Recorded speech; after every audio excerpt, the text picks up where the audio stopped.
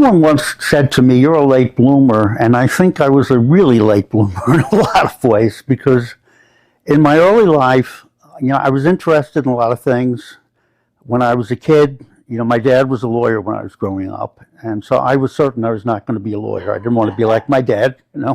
We had a kind of sort of a running joke. There was a time when I thought I was going to be a veterinarian, and I'd say, "I want to be a veterinarian," and he'd say, "What branch of the law is that?" So I was certain I was not going to be a lawyer, just because my dad was a lawyer. I had to be something different. And, I grew up, this would be in my teens, early teens, and we grew up in a, middle class kind of neighborhood in Queens. My dad had started his law practice from scratch. My mom had actually a master's degree in education. She taught in the schools somewhat. And the other most significant factor of my early life was my sister, who I've described occasionally online. She was born 3.5 years ahead of me in 1944. My dad had gone back overseas. He was in the Warshipping Administration, and my mother thought there was something wrong with her from the beginning. But the doctors would just say, "Doctor, she doesn't respond to her name. I don't think she hears." And the doctor would say, "Oh, you're just being a silly mother, and you're worried because your husband's away." They gave all this BS. And by the time my dad came home, Wendy was almost a year old, and my mother insisted on taking her for a hearing evaluation. They told her she was completely and totally nerve deaf. She had been born that way. Wendy had a lot of other physical problems, and she had a very low IQ compared with the rest of our family. So, there were a lot of complications from it. So I grew up in a home. My sister was 3.5 years older, but in a sense, I was the older brother because, my sister would look to me, and we had a strange, but in a way beautiful bond. Yeah. So I grew up my dad never really could accept the idea that Wendy was handicapped. I think it just troubled him on some deep level. And he dealt with it the way he was programmed to deal with it, which is very outward. He became president of the PTA at her school, for example. He was active he became a judge later in his career, and he was active in promoting deaf people being on juries, and mandating that there be an interpreter provided so a deaf person could be on a jury. So he kind of dealt with it as an issue more than he dealt with her as a person, and that very much fell to my mother and me. And I would sit with her and tutor her. So I was always way ahead in school because I was learning stuff that was 3 years ahead of me, so I could teach her. And my mother and I would sit with her and tutor her. And I was always good in school, and I think I was in this is again growing up in New York. As you know, we were baby booms, and they wanted to get us through the schools fast. We were the pig and the python. And so they had a program in elementary school where if you passed a test, you would skip a grade in junior high. They called it SP, or special progress. Through special progress, I skipped a grade in junior high school. And so when I got to high school, I think it was in junior high that teachers first began to tell me that I had an exceptional ability to write. I'd always get tremendously positive feedback on stuff that I wrote. And I was number one in my English class.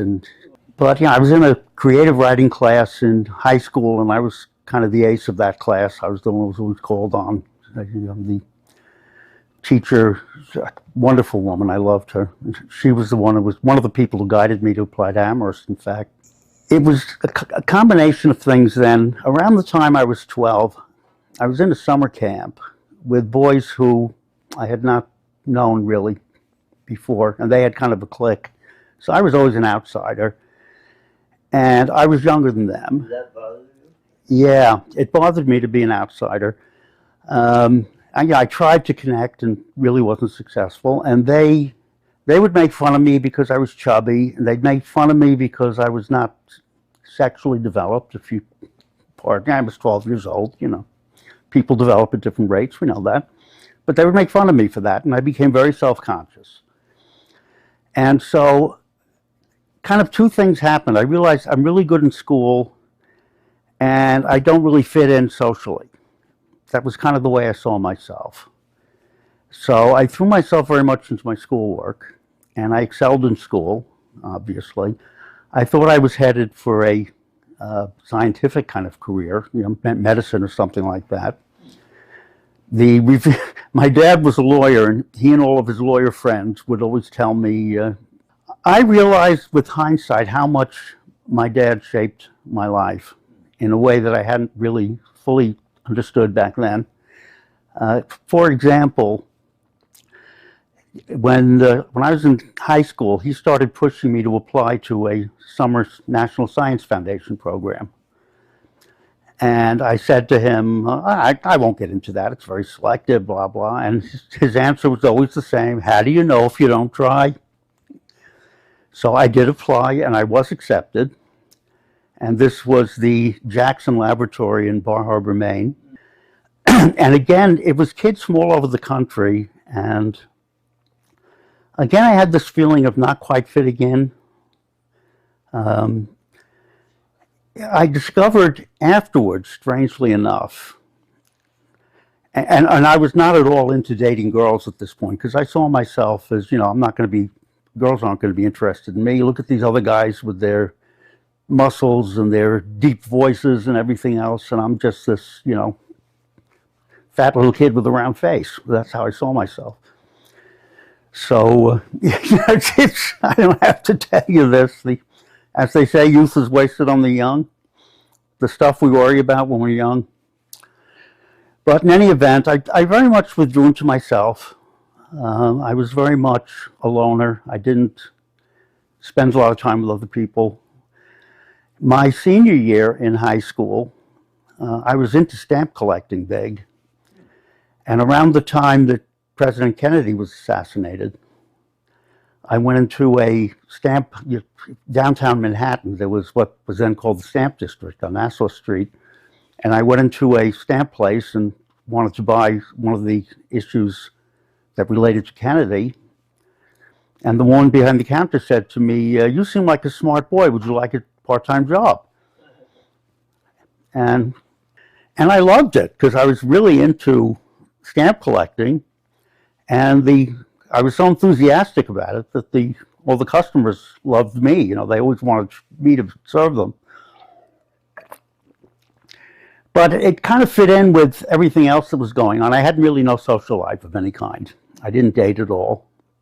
I had a handful of male friends who, go to a ball game with or something like that. But that was about it. Here I am in high school, and I thought I would go to Queens College because that's where all my friends were going, and I knew I could get in. It was just a matter of how high your grades were, and my grades were way high compared with.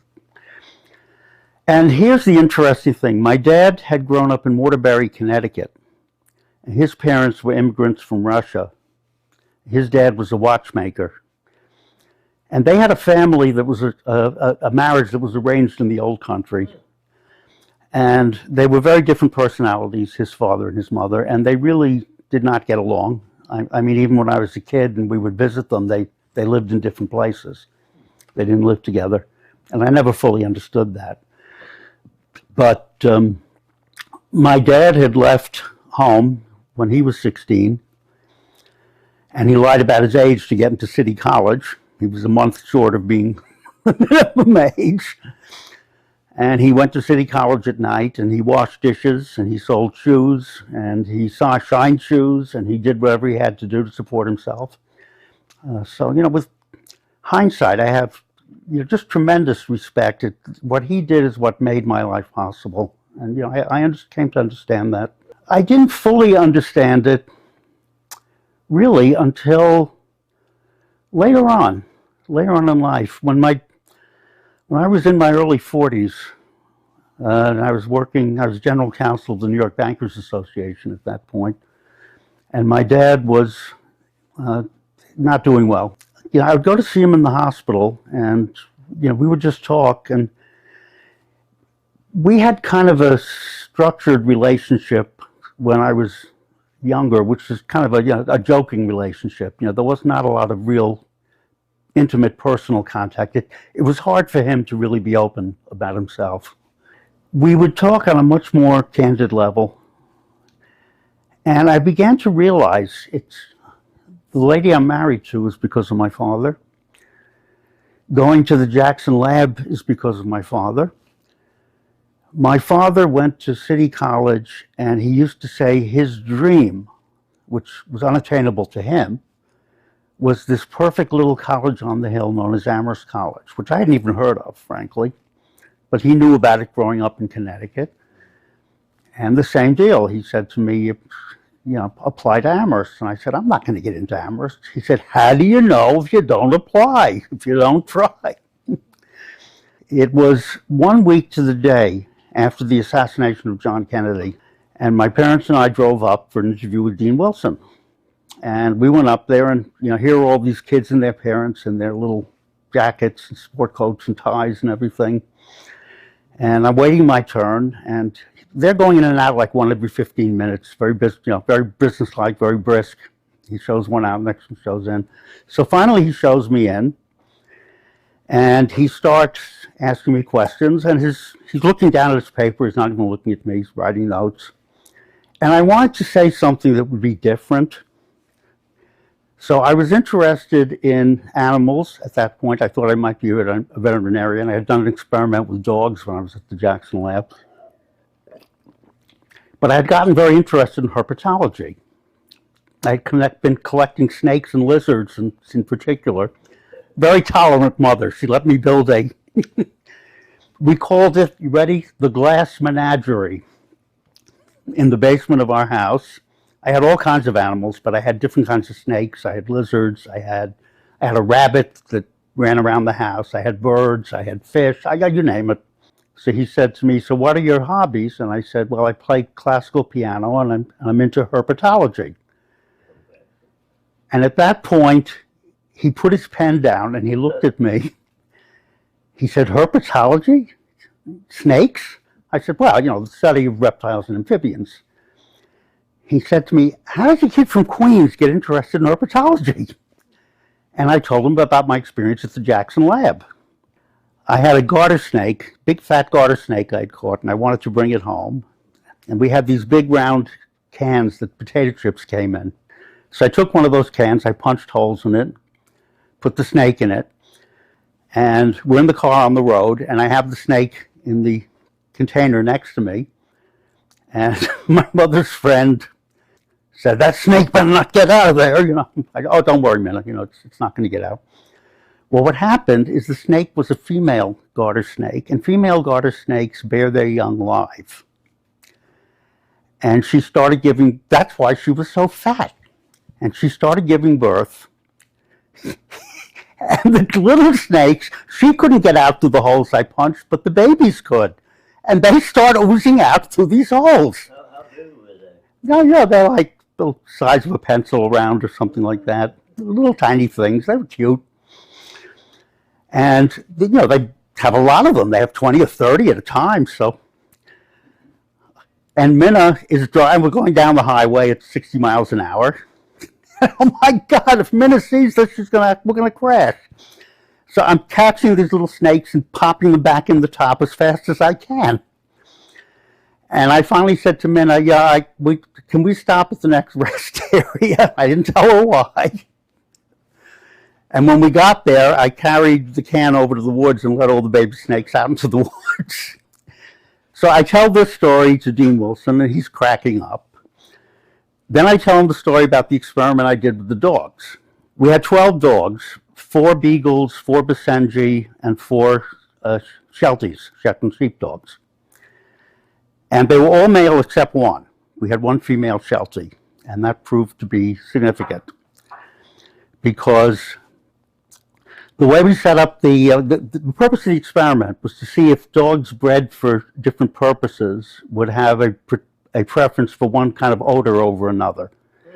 So a dog bred as a hunting dog might prefer the smell of a deer. A dog bred as a bird dog would prefer the smell of a grouse, I think we were using, and so forth, that kind of idea. So we had 3 different scents, and there were 4 dishes in the 4 corners of the pen with different odors in them, the 3 different odors that we were using, and water as a control. And of course, they would be rotated randomly and so forth each time the dogs came in. And what we would do is we would sit in a hayloft, there was a barn, and watch the dogs. And we were out of sight, so they weren't reacting to us. And we would chart, with a pencil, we would chart their movements around the pen and measure how much time they spent sniffing each dish. And we would do this every day with all 3 sets of dogs. The problem was this: one of the Shelties was a female, and I found out why you don't use female dogs in this kind of research. She went into heat in the middle of the experiment, and we'd let her into the pen, and instead of sniffing at dishes, she was going around peeing. And of course, all the male dogs, then they weren't interested in the dishes, they were interested in where she peed. And I told this story to Dean Wilson, and the tears are running down his face, he's laughing so hard. I told him that story and the story with the guard snake. We may have to take you just to improve our vocabulary around here, is the way he put it. And so all my friends were going off to Queens College, and I went to Amherst. And Amherst for me was culture shock. For a kid growing up in Queens, and I'm now among all these preppies from all parts of the country, and I'm much younger than most of them. There's only a handful of us who had skipped a grade in the New York school. How did it come about that I got into classical piano? Well, both of my parents went to classical music. My mother had studied, her brother actually studied piano at Juilliard. My mother had grown up as playing piano, and she played with local orchestras. She was pretty good. And she taught piano on the side. And so when I was about 5 or 6, she sat me down at the piano and started teaching me kind of just the rudiments. Then she decided it wasn't a good idea. That for her to be teaching me, so she got me a teacher. But as time went on, she let me drop lessons. I was about, maybe 10 and a half when I stopped taking lessons. And the reason she gave was that I wasn't showing enough interest in it. She didn't want to push me. And maybe that was true, maybe not, but there was something else going on at the same time. My parents were fighting over Hebrew school. Now, neither of them, we never practiced Judaism, formally. I think my father's mother was observant, but his father, I didn't perceive especially was. My parents were not observant, and my mother was very, frankly, hostile to religion. She was very much an atheist, and she wanted no part of organized religion. So my dad felt I should go to Hebrew school just to learn about the history and culture and make my own decision whether I wanted to practice the religion. My mother was kind of opposed to that. Eventually, my dad won out, and there was a synagogue near our home that was actually an Orthodox synagogue. Young Israel, it's about as Orthodox as you get. And I fought the rabbi every inch of the way. Because religion, all the rituals and all of the mythology and so forth, it just didn't make sense to me. I was very into analyzing things and understanding them. So we'd have those kind of debates. I was far and away the best student in the class. But Bill, anything I've ever gotten into in my life, I always go into it whole hog. I'll give you an example. I'm currently editor-in-chief of the Business Law Journal of the New York State Bar Association. I've been doing it for 20 years. I'm giving it up this year. This is my last year. So I wanted to write an article as my swan song. And I wrote an article about a Supreme Court case last year that overturned the so-called Chevron doctrine. I don't know if you follow this at all, but it's basically governs what administrative agencies can do, how much discretion they have to do things. And I write about luck, L-U-C, the law of unanticipated consequences. And so the article focuses on when this came into the law, no one anticipated how it would play out. And now that it's been reversed, I think no one's going to anticipate how it plays out again. And I laid out all the things that I thought could happen.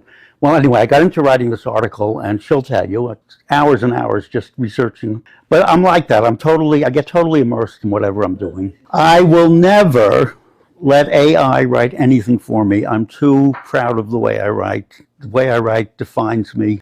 Looking at something I've written and saying, that's well written. So you're asking, why was taking up Hebrew school connected with dropping classical piano? I think in a strange way, it was my mother's way of getting back at my father, because she didn't want me to be doing this in the first place. And she felt I was overloaded. I had too much to do, with school. And I kind of had an intuitive feeling at the time that the two were related. I didn't touch the piano for a few years. On my own, around age 14, now, I was sort of generally familiar with a fair amount of classical music because of my mother and my father. My dad sang. He had a beautiful baritone voice. He sang Schubert lieder primarily, and a German lieder, and he sang some opera and arias. My mother would play the piano and he would sing. Yeah, it's at home. They'd have guests over and my mother would play the piano and my dad would sing. So I was surrounded by good music. My dad was very hostile to rock and roll. I wasn't allowed to have rock and roll. I fell madly in love with the Everly Brothers when I was 10 years old or something like that. And my mother bought me an Everly Brothers record and we smuggled it into the house. And she said, don't play it when Dad's around. I can't describe why, but I think I was taking a music appreciation course and we looked at of course I was best in that. I was best in every class I was in high school, except math. We studied the slow movement of Beethoven's Seventh Symphony, which is just that dum, bum, bum, bum, bum, dum, bum, bum, bum, bum, that repeating pattern, and I was fascinated by it. And my mother started giving me money to go and buy classical records. And I would go on Saturdays to Sam Goody's down in, you remember Sam Goody's? My dad actually had a poker game he played in, and Sam Goody was in the game. So I would go and I'd buy classical records. The first thing I bought was Beethoven's Seventh Symphony.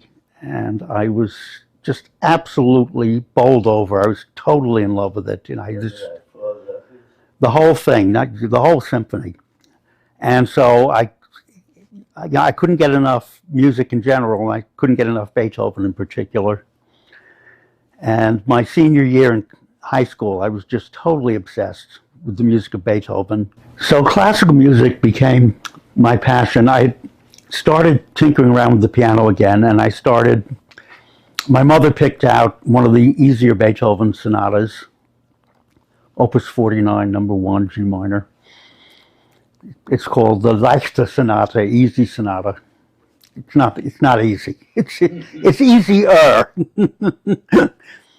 And so I started playing that and studying it with her, and then I started working on other things. And it's hard to describe, and I wish other people could experience it the way I do. The thrill. There's nothing in life that thrills me the way my favorite music thrills me. A great symphony, a Beethoven piano sonata, hearing Serkin play the Waldstein Sonata for the first time, listening to that record, I was thrilled with it. It was like the music was inside me. My love of music's certainly has never changed. What has changed is the breadth of what I come to love. First of all, I was a classical snob when I got to Amherst. This pop music that was on the radio was just junk. I wasn't going to listen to that stuff. And secondly, I was a Beethoven. Nobody's as good as Beethoven, so why bother listening to anybody else? And yes, that's changed a lot over the years. I still certainly love Beethoven, but I came to love Mozart. I came to love Bartok. As you know, I wound up as a music major at Amherst, and I actually did my thesis on Bartok. But I started hearing things. The Hard Day's Night, for example. First of all, that incredible dissonant chord that starts it. Wow, never heard anything like that in pop music. But the way John slides back and forth from major into minor, it makes me feel all right. He kind of goes down to the minor, suggesting he's not feeling all right. And there's that kind of ambiguity, the way they use musical rhetoric, the way they use the structure of music to express their thoughts and ideas. And I started hearing some of that. And so I was sort of grudgingly saying, oh, all right, maybe they're not so bad. And I was, as you may recall, I was very active with WAMF. I had a classical music show and I did a lot of other stuff. WAMF was the Amherst College radio station, FM radio station 89.5 in the Pioneer Valley. This is what Amherst did for me that I think was different. I was able to sample all sorts of things I knew nothing about and, experience them. So I never thought of being a radio personality or anything like that. Someone said to me, you know so much about music, you ought to go on the classical music show. So I made a brief guest appearance talking about Beethoven's Seventh. Interesting thing, I started recording myself just to see what I sounded like. And I was announcing, I think the piece was Sibelius's tone poem, Pajola's Daughter. And I listened to myself and I heard Pajola's Daughter. I said, God, that's what I sound like? Well, I grew up in Queens, And I became very conscious of my voice. That was one thing that, sort of gave me more confidence in myself. So I told the station manager, I want to do a Beethoven's birthday program. He said, I'll go all night. I don't care, I'm listening to Beethoven, I'm studying, I'll stay there all night. I don't care. And about 10:30 at night, the door opens, and in walks Henry Steele Commager. He says, I want to meet the young man who's putting on all this wonderful music. And I, Henry Steele Commager, oh my God, that's me, sir. Young man, this is absolutely great. You're doing a wonderful job, and just keep it up, and this will help your celebration. And he gives us a bottle of champagne. And as the night went on, let's just say things got sillier and sillier. And there was a point where I turned on the microphone and I went into this kind of free association about Beethoven. Probably the thing that kept me at Amherst when I had, you may recall the injury I had sophomore year. Very serious injury to my hand. And I thought of leaving. In fact, I was on the verge of leaving Amherst because of the way the school was dealing with it. This was sophomore year. I was living in Phi Psi because I couldn't get into Theta Xi, which is where I really wanted to go, but they didn't want me at that point. I found out I was not wanted by the fraternities. I guess I was too much of an odd duck or whatever. But Phi Psi, of course, was open to anyone who wanted to come in, and I was the only pledge that year. And there were a lot of musicians there. So I thought, well, I'll fit in here fine. A lot of musicians and a lot of gay men, which I didn't perceive then. So Phi Psi was kind of the anti-fraternity fraternity, and we were not well liked. And we had a lot of, I hate to say it this way, Jewish people. And I think there was a fair amount of anti-Semitism. But one morning, I usually didn't go to breakfast because I like to sleep late.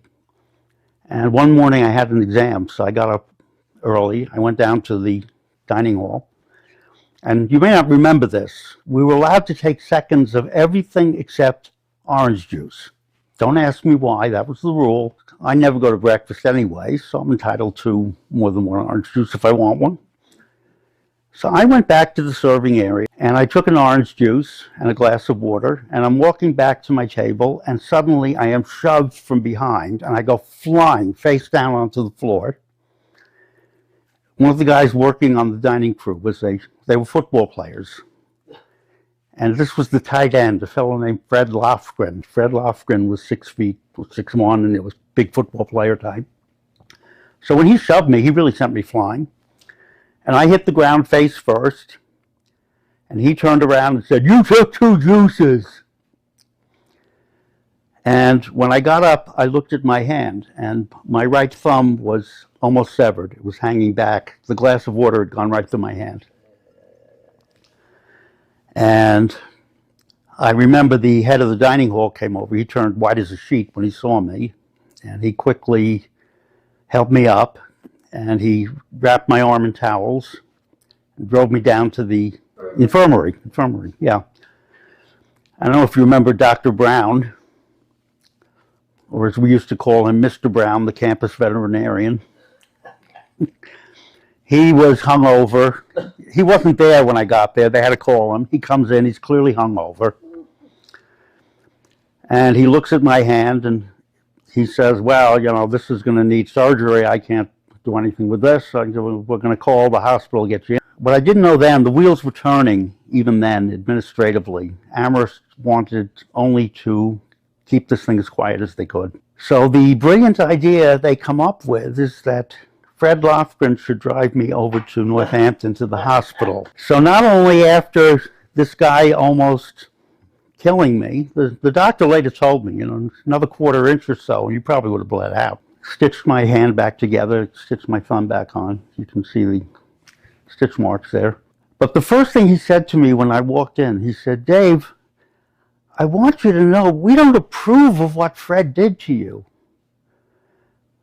And I said, Dean, I'm glad to hear you don't approve of one student assaulting another. Oh no, Dave, we don't think that's what happened at all. And he's very belligerent about it. I said, what do you mean? And he said, the story we have, and we think this is the true story, is that you started a fight with Fred because of you took the extra juice and Fred was trying to stop you and you pushed him and he pushed you back. I said, Dean, look at me. I'm 5'7". He's a football player. He's 6'1". I would start a fight with him? I've never been in a fight in my entire life. Well, I'm sorry, Dave. That's the story that we believe is the true story. And if you don't want to agree with that, we're going to have to reconsider what we're doing here. We had a cousin, my cousin's husband, who was a lawyer in Boston, so he said he would look into it. And the first thing he told us was, you can't sue Amherst College, because there was a doctrine in Massachusetts called charitable immunity, which was mainly a Catholic Church thing. My father knew if we sued, I would have to drop out of Amherst, and this was his dream. Well, I felt totally abandoned and betrayed. I mean, I felt like I had no friends. I had two friends. There were two people who I was close to still. One was John Reese. And I had one other really good friend from freshman year, and that was Dave McElroy. So Dave and John Reese came to see me in the infirmary. No one else ever came. And I was, you know, the administration of the school was against me. I was feeling very alone. I was feeling very, you know, what am I doing here? People have asked me, why did I come back after all that? And as I think about it, I think the main reason was I wasn't going to let the Schwartzbaus and the Lofgrens defeat me. You know, it's kind of fuck you. You know, I'm not going to live by your rules. And the other part of it, I think, was very much WAMF. I was chief announcer by that point. I was doing classical music. I was doing news. I was doing sports. I was having an absolute blast. Junior year, which was actually my best year academically, although I was still foolish enough to be pre-med, I started hanging out at Zeta Xi, where my friends were. I'll backtrack a minute and tell you an interesting story. I think it was maybe the second week of freshman year. I went down to the basement of Stearns, Hubbard and James, and they had a game room there, and there was a ping pong table. And I was a pretty good ping pong player. I had played a lot when I was a teenager. And I was challenging people, and I was beating them. And this one guy comes up with this scowl on his face that says, I'm going to put this guy in his place. And he had blonde hair and blue eyes. And he was a WASP from upper class home in New Jersey. And he whipped my ass with a variety of spins I'd never seen. And so I learned a little bit of an object lesson, and I thought, there is no one on this campus who I am less likely to be friends with than this guy. I will never, you know, he's just a total asshole. His name was Bill Burt. Now, when I went around fraternity rushing freshman year, the fraternities didn't want me. I was kind of at the top of the list of the people they didn't want. And the one thing that was very clear was he didn't want me to come to Zeta Xi. And I had had a summer job in Wall Street, which was an area that I knew nothing about before, and I was fascinated by it. I was fascinated more by, you know, what makes the psychology of it. What makes this stock go up and that one go down? What makes the market go up or down? And my dad always wanted me to work. He always made me work. From the time when I was 14 years old, and I thought I wanted to be a veterinarian. And the vet gave me a part-time job, and he said, I don't want to go through all that crap with working papers and all that. He said, so I'm going to pay you off the books.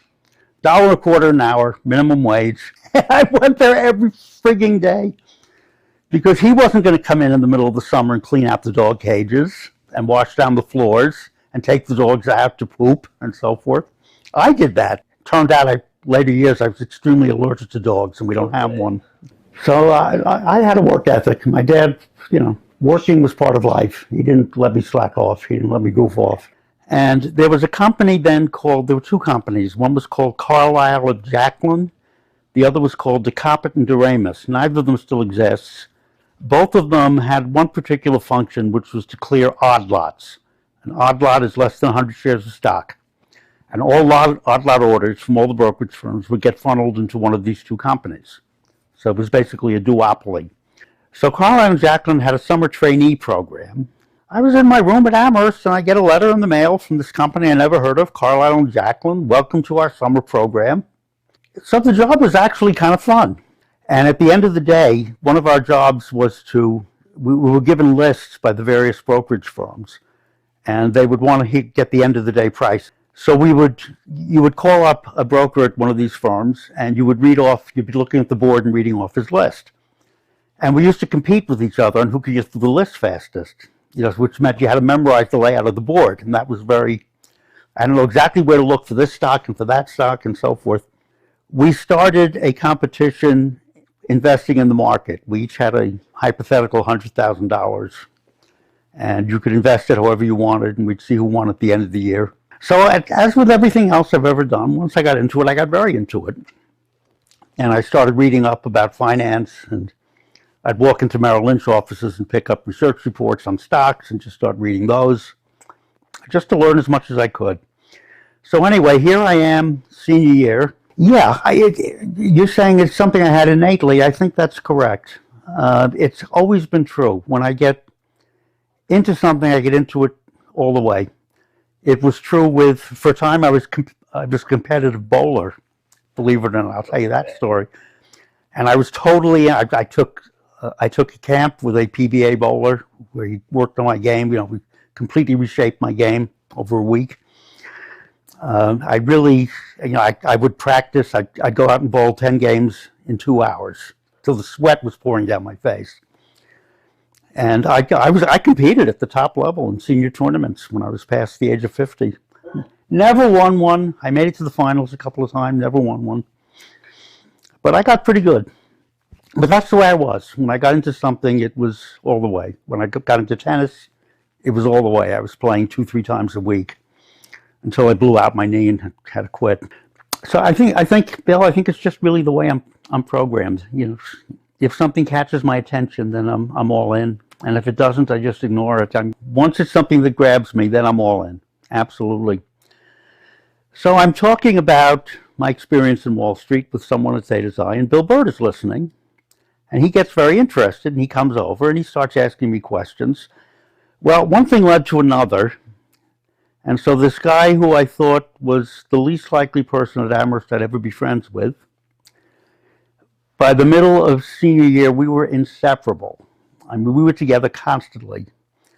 We were talking, we were walking, we were mostly playing ping pong. It's hard to describe the friendship we had because we were as opposite as two people could be. And the one firm that really intrigued me was a firm called Le Perc de Neuflize. It was run by a Frenchman named Paul Le Perc.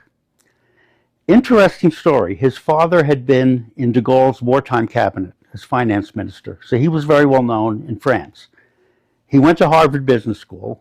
He flunked out, probably because he didn't speak English well enough, but he was very hostile to business schools. He'd say to me, David, these business schools, they just waste your time. That's what he'd say to me all the time. So he intrigued me because he was interested in music. We talked about music. He was a patron of the arts, but it was a small firm. So he said to me that he liked me, but he's too small to, be someone who can train a newbie. So he said the same thing everyone else said. Get some experience or get an MBA, and I'll be happy to talk to you again. So my last stop was Standard & Poor's. And you go into Standard & Poor's, they give you a entry exam, which basically they sit you at a typewriter. You had to be able to type, which, as you know, back then was not something everybody did. I had learned, of course. They gave you a big, clunky, old-fashioned typewriter, and they sat you at a desk, and they handed you the annual report of Bristol Myers. And they said, we want you to assume that we've got a client who called and said, should I invest in Bristol Myers? Now, we just want you to write a response, and all you have is this annual report. Well, I knew enough of the jargon, and of course I knew how to write well. I went through the annual report. I picked out, they do this, this, and this. They have a current ratio of better than 2 to 1, which shows that they're well financed. And I made all this kind of jargon. So to make a long story short, I got the job, and I was in their training program. And we were members of the newspaper guild. And and they paid you in cash. By New York law, you had to get. I got an envelope full of cash. I think net after taxes, it was $104.57 a week or something like that. So I was working at Standard & Poor's.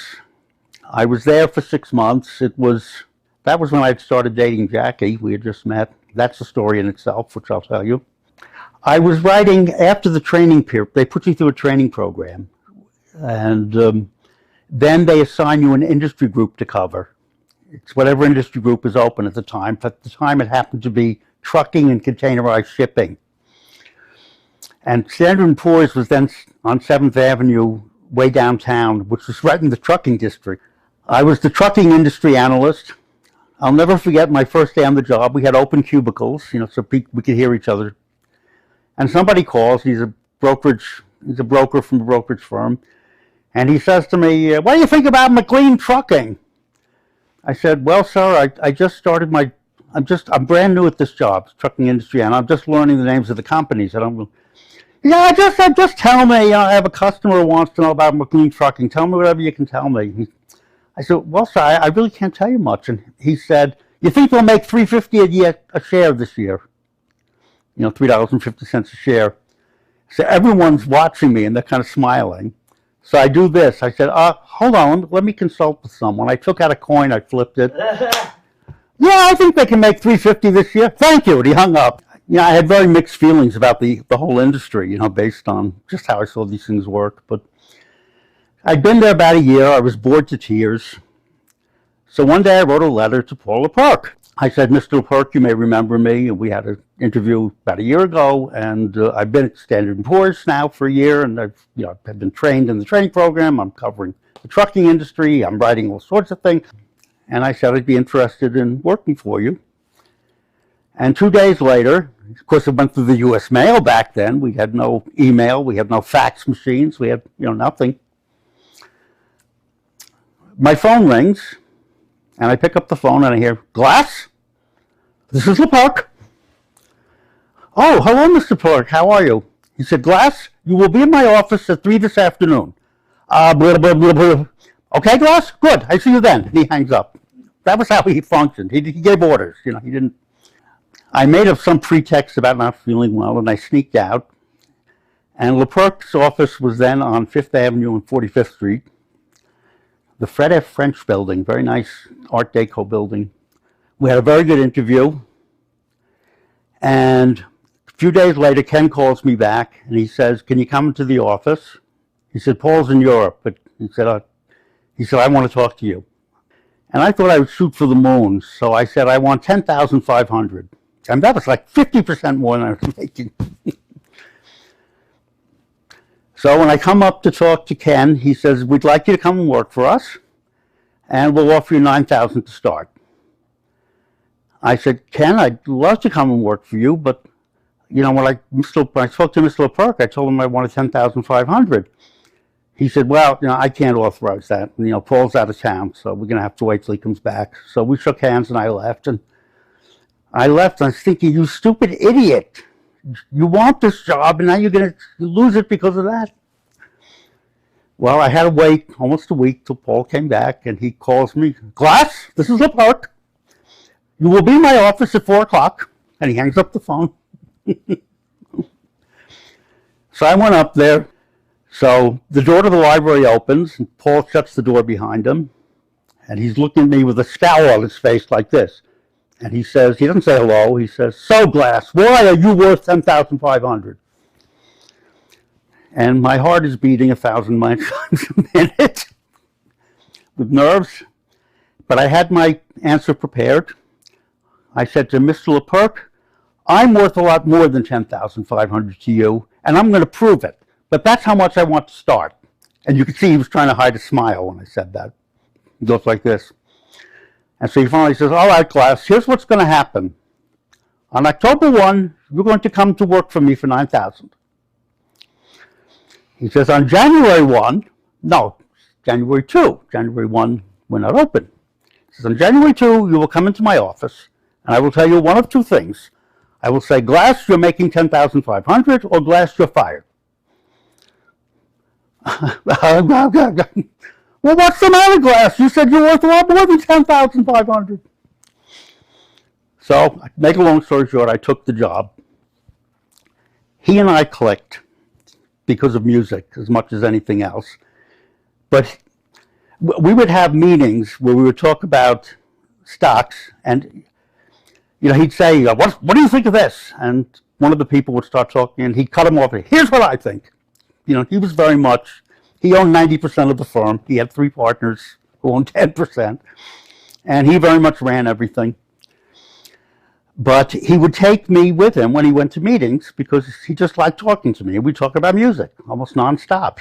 At that time, we had, the size of the firm, we had about 35 people. When I checked in on it many years later, he had hundreds of people. I mean, he really succeeded. And I thought, it's one of those what ifs. If I had stayed there, would I be rich today? I don't know. I was thinking, do I want to leave my career in the hands of this very volatile man? Because around the same time, I had applied to Stanford for my MBA. And I flew up to San Francisco, and it was July 20th, 1969. What's the significance of that date? That is the day that Neil Armstrong walked on the moon. Is there any chance I could get into Stanford? And I heard my father's voice, "How do you know if you don't try?" But then I thought to myself, maybe if Neil Armstrong can walk on the moon, maybe I can get into Stanford. And maybe I should not be afraid of trying. So the next morning, this is all true, I called the school. I asked to speak to the admissions office, and a man picks up the phone. And that was the dean, Gary Williams.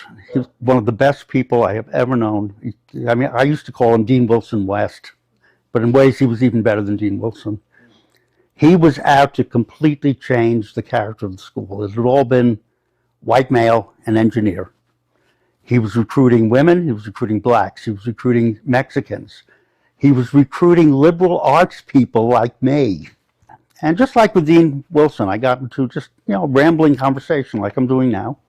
Fill out your application right here, and I'll put it in the mix, and, we'll probably turn you down, but if we turn you down, because class is full, if we turn you down, just drop me a letter. His secretary types my essay for me. I mean, how could this ever happen today in today's world? I mean, it was a different world. If I don't get into Stanford, I'm staying at LePerc. Opened the mailbox, and here's this big, thick envelope from Stanford. I opened it, and sure enough, I got in, and I went crazy. "Why do you want to go to business school?" David, business school is to help you get your first job. You already have a good job. So in the fall of 1970, I went off to Stanford, and Jackie stayed behind, and we said, well, we'll look at this as being a test of how strongly we feel for each other. And in between Christmas and March, I had gone on a massive fitness kick. I had lost 40 pounds. I was swimming laps. I was running. I was, kind of Bill Birding. I could hear Bill Burt saying, "Come on, you can keep going." And I said, I don't have to be this fat little kid that I envisioned myself as. I can be whatever I want. I just have to do it. Jackie and I decided that spring that we wanted to get married. So what we arranged was NYU very graciously told her they would give her an NYU degree if she took her third year at one of the good schools on the West Coast. And they gave her the names of the schools, and one, of course, was Stanford. So we went in to see the dean of the law school, who was a total consummate asshole. I applied there also when I finally came around to the idea of law. And he didn't want to see us, and we kept trying to see him. And finally, our last day there, we went into his office, and his secretary said, he's too busy. And I said, tell the dean, we're going to sit here in the outer office as long as it takes because we need to talk to him. And he came out 5 minutes later. And what he said to Jackie, she was asking to be in the third year class, not as a Stanford student, as an NYU student. She wasn't getting a Stanford degree. So the only issue should be is the room in the class. And every other school she applied to said fine. And the dean said to me, we don't let anybody in the back door here.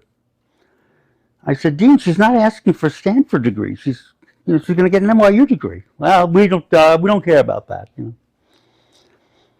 I asked him about me. I had taken the law boards, and I always got good scores on boards. I was always like 700, any standard test. On the law boards, I got a 753. I was 99.6 percentile.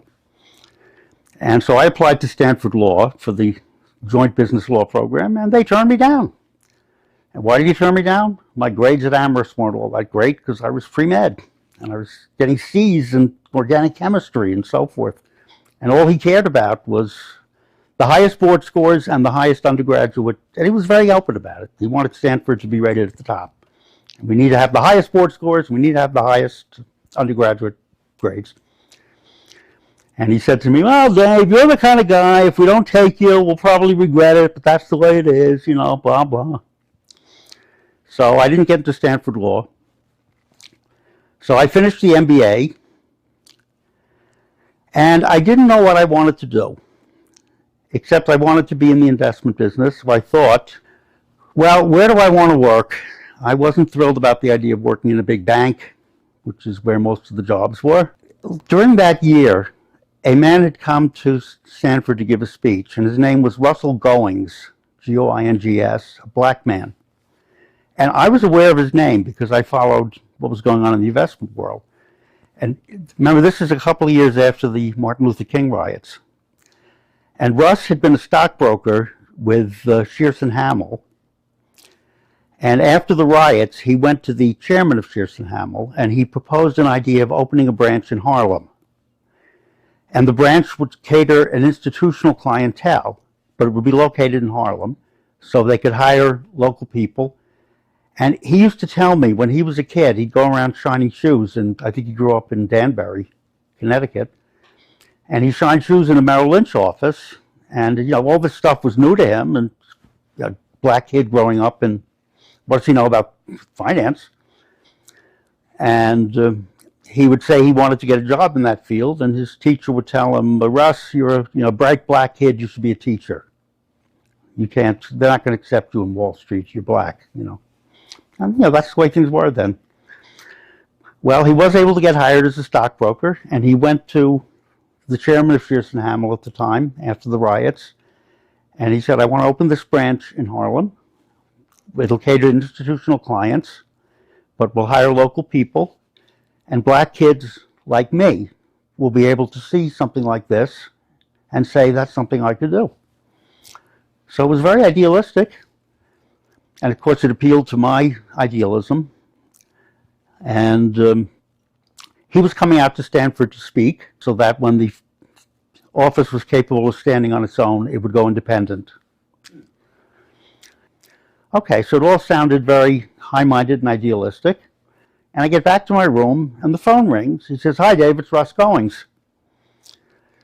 And I said, well, hi, And he said, I have tickets tonight for a play in San Francisco, No Place to Be Somebody.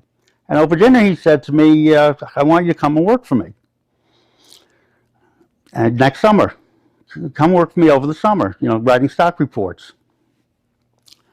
Put you in the research department, and you can also be part of it. I thought, wow, this is exciting. I mean, this is about to launch as an independent firm, and I'll be, right there with him, and it also catered to my liberal instincts, and, my desire to do something good, not just make a lot of money.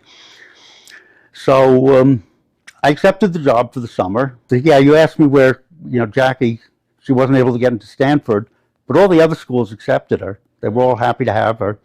So she wound up going to Hastings College of the Law in San Francisco, which is a good law school because when professors at other schools have mandatory retirement at 65, they go to Hastings. So she got her third year at Hastings, and she got her law degree from NYU, and became a lawyer. So it's my second year at Stanford, and I'm thinking, well, what do I want to do? And the idea of a kind of conventional job in a bank or something like that just did not appeal to me. And Russ said to me, you've got a job with me anytime you want to come back in Harlem. So when I came back, it was a very different place because it had been kind of very entrepreneurial, and everybody, we were all together, kind of working together. And he had a couple of white folks working there, and it wasn't just me. So I understood what it was like to be a minority, Anger is the ill wind that blows out the lamp of intelligence. The place had become, I guess Russ felt pressure to do this, it had become much less entrepreneurial, much less out on the edge, and much more trying to mimic standard Wall Street stuff. And that wasn't, the way we were going to succeed, and I kind of knew it. I came in, I was in the research department, and he had hired some other people in that period of time. So I'm now, not any kind of superstar, I'm just one of the crowd, or so it seems. Yeah, writing research reports. The idea was to pick out, find stocks that we thought would go up and write a report, and we would go around to our institutional clients who were, insurance companies and banks and investment companies, and make presentations and try to sell them. Interesting sidelight. At one point I asked Russ, could I ever be president of First Harlem Securities? And he kind of looked thoughtful. He said, Dave, the day a black man can be president of Merrill Lynch, you can be president of First Harlem, not otherwise. A couple of days later, Russ called me in and he said, I hear you're talking to other firms. And I said, Russ, a friend invited me to dinner, this one firm, Well, would you consider leaving if they made you an offer? They made me an offer, yeah, I'd consider leaving, of course, if it was a really good offer or whatever. He just nodded his head. The following week, Russ was out of town, and Stan came in to see me, called me into his office, and he said, Dave, Russ and I figured you're not going to stay here. You're going to leave, so we're going to terminate you now. Why don't you just, go out and take this other job or whatever. December of 73. And I'm out of a job for the first time since I was 14 years old. Because I always worked. When I wasn't in school, I was working. And I just didn't know what I wanted to do next. And I'm looking through the ads in the New York Times, and I see Federal Reserve Bank of New York. And one of the courses at Stanford that had really fascinated me was Money and Capital Markets, Professor Van Horn. And I did very well in the course. And the Federal Reserve Bank of New York was looking for an analyst, and for their credit division, as they called it. And so I wrote a letter, and I came in and interviewed with the head of the department, and he asked for a writing sample, and I brought with me my paper from Money and Capital Markets, on which Professor Van Horn had written, you have a very good feel for the Fed and what they are doing, and gave me an H, honors, which he gave very sparingly. So I went to work for the Fed, and I was an analyst in New York, Federal Reserve Bank of New York. Now, when I started there, we had a staff of 6 analysts, all of them males, and a staff of 6 secretaries, all of them females, and they were referred to as the girls. For my first week there, there's a IBM Selectric sitting unused, and I go over and sit down to it and start typing, and one of the guys comes over to me and says, Mr. Clark isn't going to like that. The guy was an idiot. He said, well, he doesn't think guys should be doing women's work. And he stands by me and he says, Dave, what are you doing? I said, Mr. Clark, I'm writing the report I was supposed to write on such and such. Dave, why are you typing? I said, Mr. Clark, I type a lot faster than I write, and my handwriting's illegible. I'll type a draft. The girls will retype it. It'll be typed as a clean. Dave, come in my office. We can't have men doing women's work. Let me just say, the other people working there mostly were not world beaters. What I found out is that the year before, the Fed had a study done by McKinsey, and they wanted to make the management more effective and more streamlined and more modern. And one of the advice they were given was hire some MBAs. So I was one of the first 2 MBAs they hired. And these were guys who were, I'm working at my desk at 5 p.m. and I look up and they're all gone, 9 to 5, in and out. It's never the way I thought. It's never the way I worked. I'd be writing at 2 in the morning if I was inspired, and I did many times.